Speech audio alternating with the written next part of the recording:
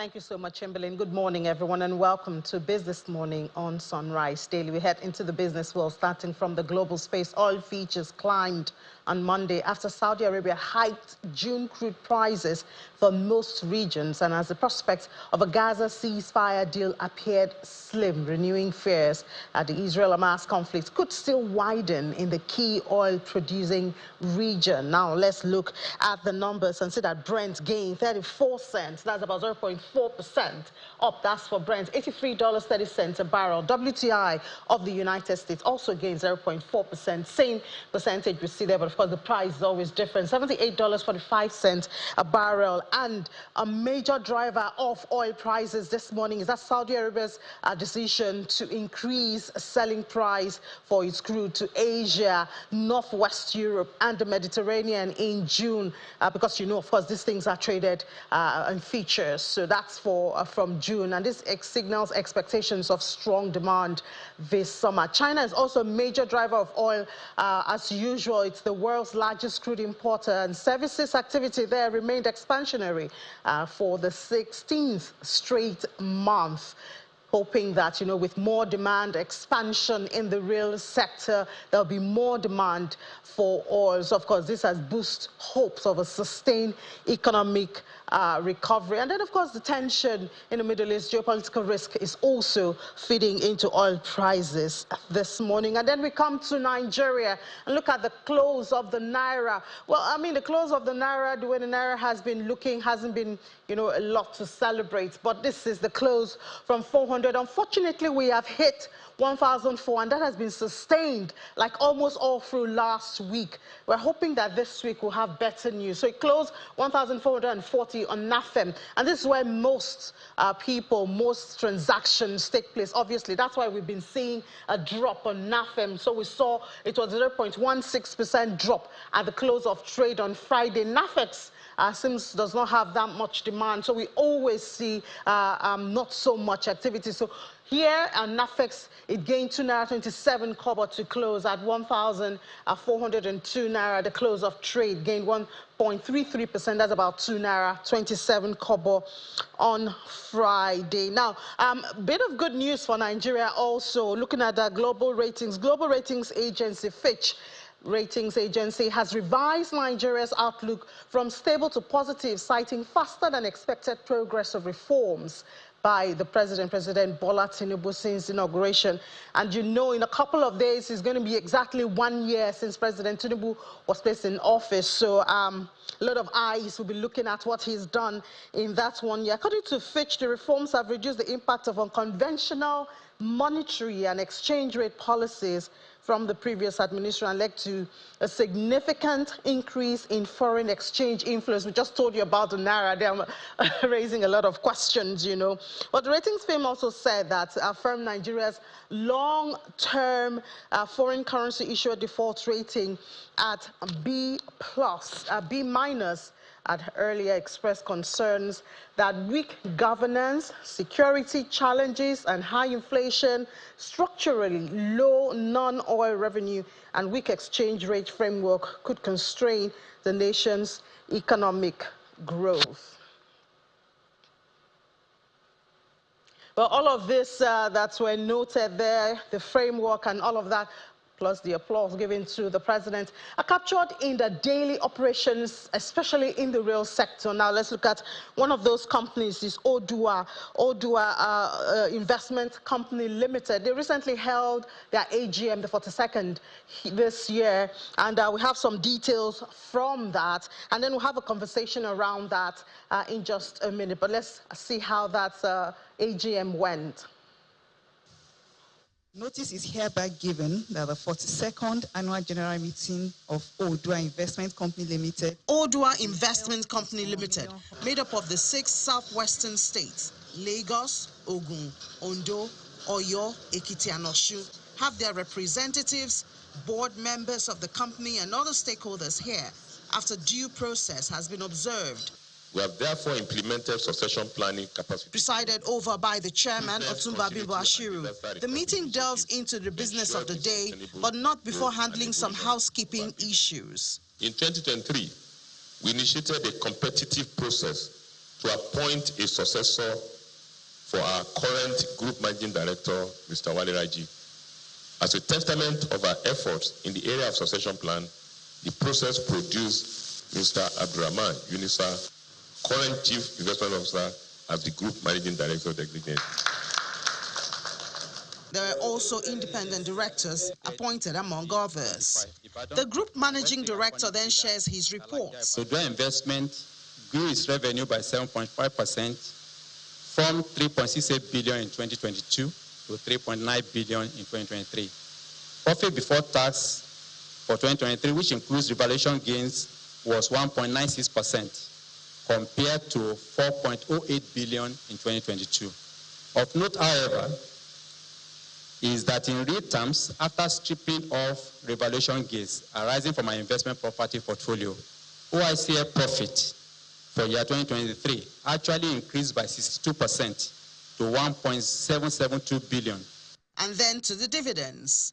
For the financial year ended 31st December 2023, the gross dividend of 427.8 is proposed to be declared for the financial year. If you approve, the proposed dividend will be paid to all shareholders. May I invite one of the shareholders to please move that this amount is declared payable to shareholders whose names are in the register of the members as at the close of business of 19th of April 20. May I now invite another shareholder to move and another one to second. Thank you.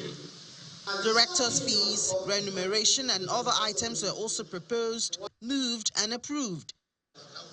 The incoming Group Managing Director now has the responsibility to improve the numbers before a similar meeting next year. A lot has happened in terms of setting the stage for us to be able to grow the business. So what we're looking for is to now use opportunities to get more partners to work with us and be able to become the engine room for the economic development of the Southwest region. Odu'a Investment, which is involved in hospitality, real estate, among other areas of businesses, says the company will continue expanding its horizon to better the economy of the southwestern states. Well, we're going to be speaking with the chairman of Odu'a Investment Company Limited, Otumba Bimbo Ashiri, joins us from London. Otumba, good morning, and thank you for joining us. Good morning, Ini, and thank you for having me. So I think we have to say congratulations first on a successful AGM right there you had last week. And looking at those details there, we saw a 7.5 increase in your revenue. And one would wonder that in the midst of some not so friendly economic indices at this time, you were still able to make profit and you have dividends. Perhaps it is because the company, Odu'a Investment, is diversified. You are into different areas of or different sectors of investment. Perhaps that's your secret. Yes, thank you very much, Ili. Let me explain to you. When the new board came in 4 years ago, we had a strategy, and we call it SRS. We are going to sweat our assets, we are going to revive our body-borne industry assets, and at the same time, we are going to create new businesses. And that's what we have started doing. Assets, we have so many moribund assets that are not generating any income for us. And then another thing we did to focus well is to create a lean holdco, whereby all our real assets business have been moved to our subsidiary, Wema Board, which is owned by Odu'a 100%. And with that strategy in mind, we were able to galvanize and do a lot of things. For example, Premier Hotel in Ibadan, we have invited with partners, and by God's grace, in the first quarter or second quarter of next year, we should be able to bring Premier Hotel from 87 rooms to about 200 rooms, 5-star hotel with so many facilities, 1,000 conference center, swimming pool, Olympic standard, mini golf course, and so many facilities. We are doing the same thing. We are looking for investors for Airport Hotel 2, which is about 60,000 square meters in Ikeja. The purpose is to ensure that we bring out what we need, and the target is 2025, and we are still working on that. So within all that, we are making the best out of the bad situation. I mean, if you look at in the last few years, we've been paying dividends to the owners of the business. I mean, our income this time around, our profit before tax was 68% after revaluation. And if we put in revaluation, it's going to be about 70-something percent, 78%. But what we're trying to do is to ensure that we create that value. We are bringing back the old glory of Odu'a. If you go to Cocoa House today, you see a different thing entirely. And I want to tell you this, we have diversified into energy too. I mean, bitter marginal field. Hopefully before the end of this year, we should be able to start drilling. So those are the areas we are looking at. And at the same time, if you look at the Augusto rating, we're rated grade A. We are rated grade A, and our subsidiary was A-. The reason is that they've looked at our assets. We are liquid in cash, and we are not owing any bank a dime. But we are focusing and ensuring that we are sweating our assets very well and doing the right thing in the right direction. Hopefully, next year will be better. Yes, Naira devaluation was a big problem. The change of government during election, you could see it with slow business. But having said that, we are focused and we are determined to ensure that we succeed. And that's where we are working on. All right. So what would you share as a strategy for businesses? A lot of businesses, obviously, we have seen a lot of audited results from last year, and we see that foreign exchange is a major driver of the losses by some companies, especially for companies who may not be able to diversify as you have done in Odu'a. What would be a secret strategy you think they can employ? But I will tell you, you see, we must get to a level whereby we should not rely on foreign exchange alone. And I will tell you this, Nigeria has no business being an import-dependent economy. We should be doing a lot of export in Nigeria. And when you export, you will earn a lot of foreign exchange, and this will be able to help your business. And at the same time, don't forget that some of the companies that invested in Nigeria, they are foreign companies, they are trying to repatriate their assets, their income, their dividends. And because of that, they are not able to cope with it, they were able to survive. But I can tell you, that's why you say you have to sweat whatever you are doing. You have to diversify. No business will not be able to diversify. I will give you a good example. Those days, during the days of Bali, Cadbury's of this world, and the breweries of this world, they now look at other item, which was sorghum. And what did they do? They invested heavily in the production of agricultural products, which is sorghum, in the north. And they got the raw material because sorghum was an alternative raw material for barley. So what I'm saying basically is that there are other avenues that you can make money. You have to look at alternative. That's why I say make the best out of the bad situation. Yes, some of the service companies, telecoms, they have that problem. But with the kind of clientele they have, I mean, we have 200 million Nigerians. And I can tell you 90% of, let me say 80% of Nigerians, they have telephones. And let's say 50%, they have 3 phones. So the point is that you have to look at areas where you are going to diversify and encourage. You see, create so many things. Sell, data. With data, you make money. Calls, encourage calls. Give that service. Service delivery is key. You cannot want to make money. I'm a banker, I can tell you this. We have competition. Banks started creating products in order to be able to attract other clients. They look at your business, they will tell you they want to give you this loan to support your business, because banks, they are not Father Christmas, but at the same time, they have looked at your business and they can see the future that this company can do well. I was in private banking when I was in bank, and those are the strategy you look at. You must be able to see, you can't rely, and I always tell people, stop relying on government policies in the area of foreign exchange, going to banks. You can get companies offshore with foreign exchange that need Naira in Nigeria. You can do things legitimately and be able to get things done. But I always tell people the issue of devaluation shouldn't be a problem. Women selling pepper will tell you Naira, foreign exchange has gone up, the dollar has gone up. What has dollar got to do with pepper? So people just hide behind, policies. Oh, this is what they. I believe that if you are focused, if you are determined, and you are bullish about some of the things we do. With so many things we did, we tried to turn around. We met a company that was virtually going down, and we got on our side. credit to my colleagues on the board and the management of Odu'a. We're able to sit down and, I mean, this is not an easy thing. At times we hold board meetings till 1 a.m. in the morning. And this has helped us a lot to be able to, because we have different ideas, people have different ways that things can be done. All right. But I will tell you, we can make the best out of the bad situation in Nigeria. All right, Otumba Bimbo-Ashiri, Chairman, Odu'a Investment Company Limited. Thank you so much for sharing those tips with us. Thank you, Ini, for having me, and God bless you. Have a lovely week. You too, sir. All right, now on Friday during Business Incorporated, we had that news that just came in. It was between Oyo State government and Shell Nigeria Gas. They signed an agreement worth over 100 million, and it's to build and operate a gas distribution network. The project involves construction of a pressure reduction and metering station, and it's supposed to last for about 20 years. Well, let's get more details about this. And perhaps if you're in Oyo State, you may be a beneficiary of this. Want to find out how. We have the Commissioner for Energy and Mineral Resources in that state, is Barrister Temilolu Ashamu. Barrister Ashamu, good morning, and thank you for your time. Congratulations, I guess.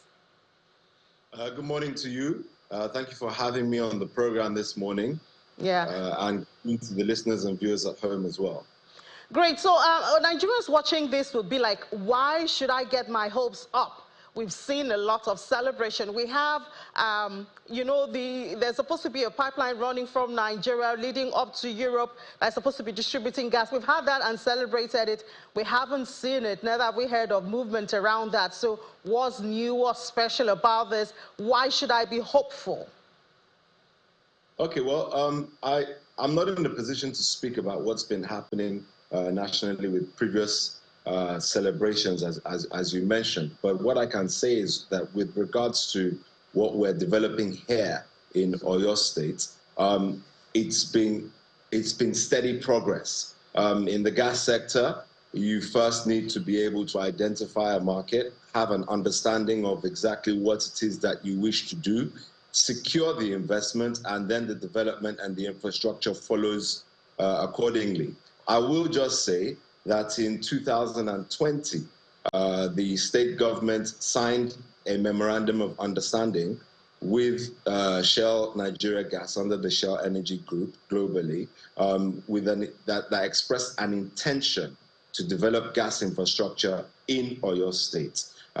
In 2020, we identified the land, and I'm happy to state that the final investment decision was taken this year, where Shell has committed at the first phase to invest over $100 million in the state to develop the PRMS, which you've mentioned, and other ancillary gas infrastructure across the state. Together with Shell, we have actually developed a gas master plan that covers the length and breadth of Oyo State. And what we were signing in London last week was actually the commitment to develop the first phase of that infrastructure. So while I may not be able to say things about what has happened before in the country, what I can say is that in Oyo State, we're very deliberate, we're very persistent, and we're very bullish about how we want to go about things. And we're beginning to see the fruits of that hard work over the years. Okay, so give us the details of this first phase. What do we expect to see? What should the people in Oyo State be getting? Because you said it's a distribution of gas. You know, what exactly is this? How is it supposed to change the life of residents? Okay, so in principle, what we have is an agreement to supply and distribute gas in the state.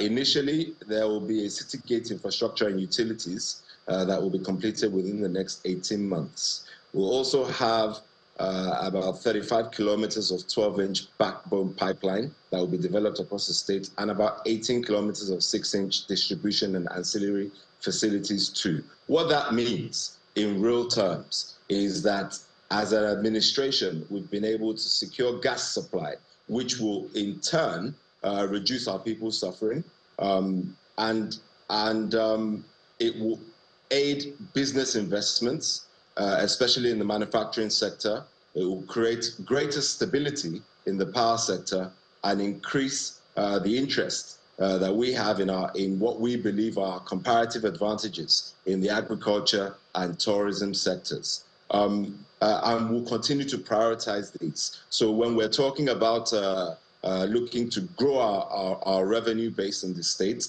and to grow our economy in a sustainable manner, it's projects like these that will help us to achieve that.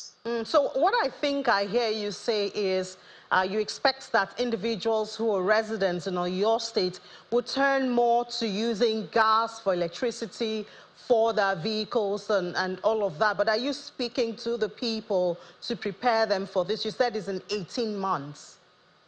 Yes, of course. I say it's 18 months from today, but it's something that we've been working on for the past 4 years. So there has, of course, been the necessary stakeholder engagement across the state.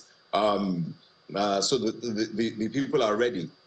Principally also is that the businesses who wish to set up shop in Nigeria and who wish to set up shop in Oyo State have the comfort and the security that there's a world player that's coming to develop these facilities, which of course will reduce the overheads and the cost of doing business and make the doing of business in Oyo State easier than it has erstwhile been. And of course, what comes with that as a necessary follow-through is that there will be more job creation and a better livelihood for the residents of the state. And in terms of the individual resident as opposed to the business, of course, the availability of gas is critical. If we look at the GRAs and the residential settlements that are being set up, we also have aspirations to ensure that we can get pipeline gas into residences as well. So it's a big deal as far as changing the landscape and the dynamics of the state is concerned, and we'll ensure that we continue to work assiduously to follow through. So I talk about the readiness of the residents because on Friday here on the program, myself and my colleagues on the Sunrise Daily, we talked about, we've been preaching the issue of converting vehicles, generators to gas for some time now. And a lot of us, I say us on purpose, are still very skeptical about that because you wonder how safe would my vehicle be if I do that? What will happen to the parts? Do you have the repairmen who will handle that? So that's why I think the issue of getting the people ready is one thing. Another thing is the cost of conversion. That can also be a hindrance to it. Well, I think it's important for us to situate exactly what it is that we're talking about here. We're talking about the provision of gas in three forms. That's pipeline gas, CNG, and LNG, available in the state. This is a facility that's going to be developed by Shell. It's progressive. It's a 20-year agreement where the infrastructure will be developed over a period of 20 years. They will build, own, operate, and subsequently transfer the assets to the state. So you can expect that transition in terms of the fuel used for different cases, be it in forms of power, be it in forms of vehicle fuel, and so on and so forth, will happen progressively over a period of time. So we're not here harping and saying that the transition is going to take place with the click of a finger.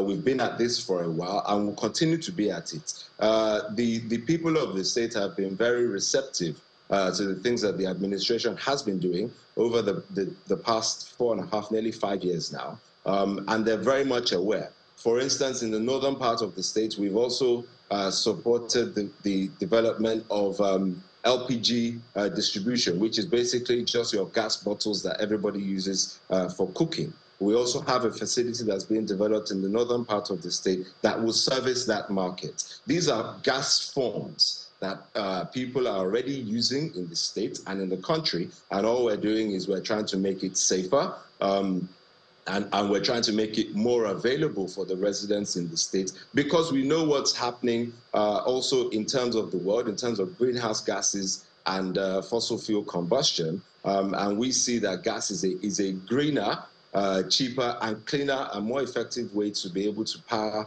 the development that we want in the States. Any plans, long-term plans of exporting or selling to other states? That could be a source of revenue for the states also. Well, I think they say the journey of 1,000 miles begins with one step. My priority at this moment in time is to ensure that gas begins to flow within the state within the next 18 months, and then the rest of the infrastructure will be developed. It's a 20-year agreement, so it's long-term. And I think it's very important that when we're talking about development in the country and development in the states, that we're very particular and don't focus squarely on the short term, but we keep at the forefront of our minds medium and long-term development. And if you ask me, I think that's what we're doing in Oyo State. All right, thank you so much, Barrister Shinwa Shamu. I guess some people might be thinking of relocating to Oyo State. That is if we see this working in 18 months. We're counting down from today. Thank you very much for having me. Great. Do enjoy the rest of your day. Now, just before we head back to the Sunrise Daily Studios, let's look at the market numbers for Friday. We know the market is already open at this time, but let's look for the numbers just to refresh our memory and see what you expect today. Now, looking at the market numbers, we see the all-share index. This is actually for the week. Last week, it was a positive one. We had, I think, about like 2 positive trades at the close of the trade last week. And market cap is back on the 56 trillion Naira. We're looking forward to 100 here. One of our analysts had said if we can hit up to 100, we might be heading to a new resistant level. See the activity chart right there. Positive for volume, while value and deals reduced for the week. Look at others now. See the counter, for instance. There you have it. Banking really did well last week. We did see, and then we had that worry, you know, about most of the fugars had now dropped from suits. That's the 1 trillion Naira market cap, except Zenith. Zenith is the only surviving one right there. This time where there's a lot of activity expecting, I think last week a bank or two shared their own plan for the recap, and we've seen that, of course, the capital market is going to be very busy in the next few months. Consumer goods and all of that. Consumer goods right there we see was negative among others. And then top trades, Abe Mortgage, GTCO. I mean, there you have the big guys right there. So that's a brief from how the market traded last week. We'll have more comprehensive market conversation during Business Incorporated. Willie Bong will be here to give you that. So I have to hand over back now to the Sunrise Daily guys. Do enjoy the rest of your program, but I'll see you at 1 p.m. for Business Incorporated, where we'll have a robust global business conversation. Join me then.